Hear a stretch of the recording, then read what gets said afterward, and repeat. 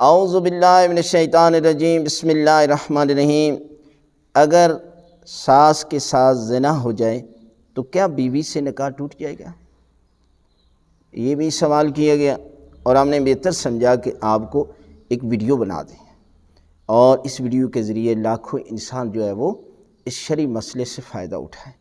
تو یہ ہے کہ فقہ جعفریہ میں ساس کے ساتھ زنا کرنے سے نکاح نہیں ٹوٹتا، بیوی سے نکاح نہیں ٹوٹتا، لیکن یہ بہت بڑا گناہ ہے زنا۔ قرآن مجید میں فرمایا وَلَا تَقْرَبُوا الزِّنَا إِنَّهُ كَانَ فَاحِشَةً وَسَاءَ سَبِيلًا، زنا کے قریب مت جاؤ، یقیناً وہ قابل نفرت برائی اور برا راستہ ہے۔ مولا کائنات حضرت علی ابن ابی طالب علیہ السلام نہج البلاغہ کے اندر فرماتے ہیں کہ غیرت مند ہرگز زنا نہیں کرتا، بغیرت شخص جو ہے وہ زنا کرتا۔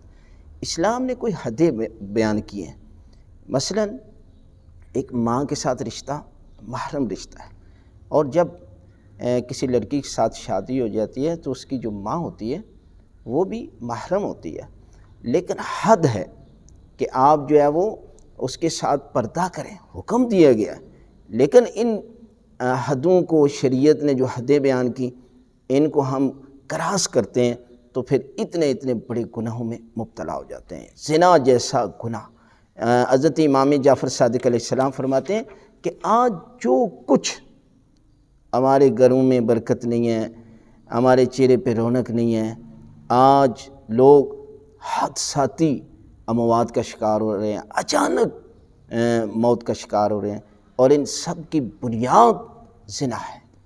یعنی ہم کینسر کو بیماری سمجھتے ہیں، کرونا کو بیماری سمجھتے ہیں، اور اس کے علاوہ ہارٹ اٹیک کو بیماری سمجھتے ہیں، لیکن یہ بہت بڑی بیماری ہے، اور اس کا تعلق جسم سے نہیں، اس کا تعلق روح کے ساتھ ہے۔